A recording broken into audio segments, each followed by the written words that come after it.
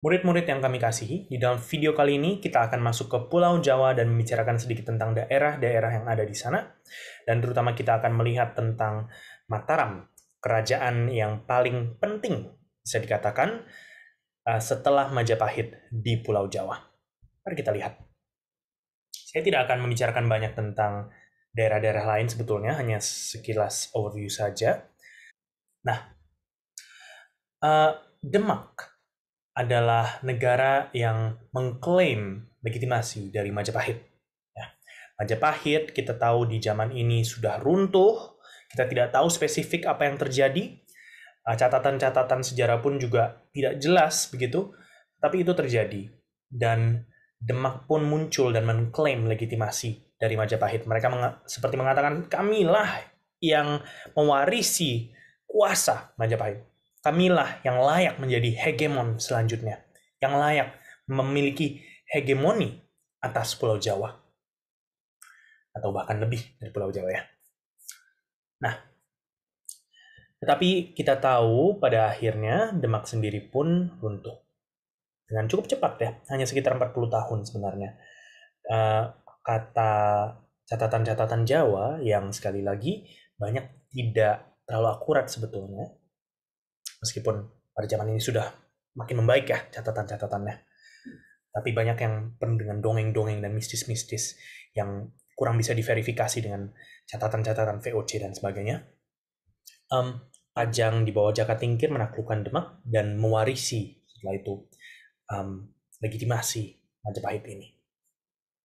Tapi akhirnya pun juga Pajang sekali lagi tidak jelas apa yang terjadi, tapi mereka katanya memberikan daerah Mataram kepada pendiri Mataram. Kita tidak tahu jelasnya seperti apa. Tetapi yang pasti Pajang mengklaim legitimasi itu dan runtuh. Tapi setelah itu Mataram pun naik dan menjadi negara utama, hegemon utama di Pulau Jawa. Yang bisa dikatakan karena kuasanya memang mewarisi legitimasi dari Majapahit. Nah, tapi kita tidak langsung masuk ke Mataram dulu. Kita bicarakan sedikit tentang Banten. Kalau kalian lihat di peta itu, daerahnya cukup besar. Banten ini akan menjadi salah satu daerah yang cukup penting nanti-nantinya yang akan terus clash dengan Mataram. Mataram pada akhirnya nanti berhasil menguasai banyak sekali daerah, banyak sekali daerah, tapi mereka tidak pernah berhasil menguasai Banten. Banten akan terus menjadi duri dalam daging Mataram di dalam bab-bab selanjutnya. Dan di Banten pun juga nanti VOC, seperti kalian sudah pelajari di bab sebelumnya, VOC akan mendirikan markas besarnya di Sunda Kelapa. Pertamanya dinamakan Jayakarta dulu ya, lalu akhirnya setelah VOC datang itu dinamakan Batavia. Nah, sekarang kita masuk ke negara utama di Pulau Jawa ini, yaitu Mataram. Mataram adalah kerajaan Islam terbesar di Jawa. Sekali lagi mereka mengklaim legitimasi dari Majapahit, meskipun kisahnya kita tidak jelas seperti apa ya.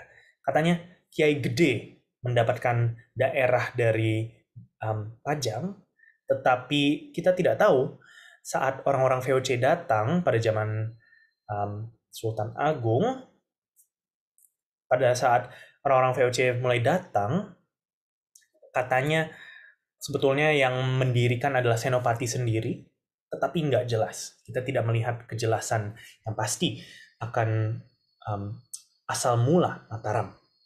Tapi yang kita tahu dengan pasti adalah mereka mendapatkan zaman kemasannya di bawah Sultan Agung.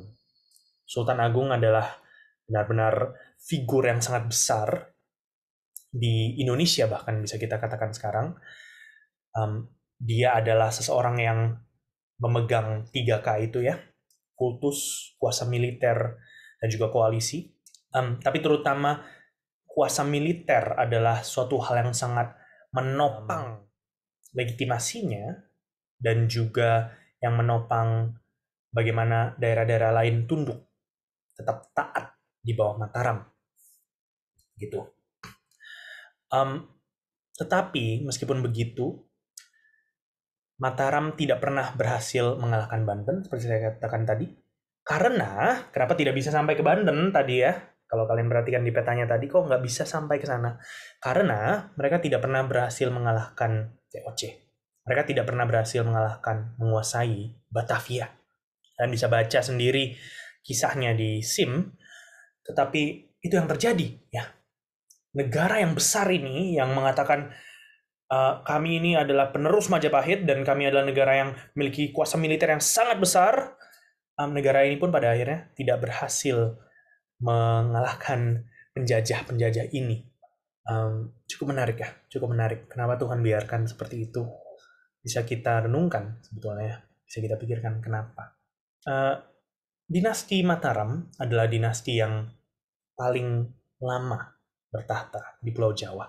Karena bahkan sampai sekarang pun keturunannya masih ada di Kesultanan Yogyakarta dan Kesunanan Surakarta atau Solo yang kita ketahui. Dan semester depan kita akan menelusuri sejarah Jawa ya dari perspektif dinasti ini. Kerajaan ini, dinasti ini akan menjadi dinasti utama yang berurusan dengan VOC di zaman-zaman sampai VOC bangkrut. Mereka akan menjadi sumber kebangkrutan VOC juga, bahkan bisa dikatakan gitu. Jadi sangat menarik Mataram ini. Nanti kita akan pelajari banyak. Dan kita juga bersyukur karena kita bisa mempelajari banyak tentang Mataram karena penelitian yang paling banyak dilakukan di Indonesia akan sejarah memang adalah di Jawa, terutama akan dinasti ini. Jadi itu saja sedikit tentang Pulau Jawa. Ada banyak sekali hal detail-detail yang bisa kita bicarakan, tapi kita berikan kesempatan bagi kalian untuk membacanya sendiri di buku SIM. Kalian juga boleh melihat-lihat di sumber-sumber lain akan apa yang terjadi saat munculnya negara-negara baru ini di Pulau Jawa. Itu saja untuk video kali ini.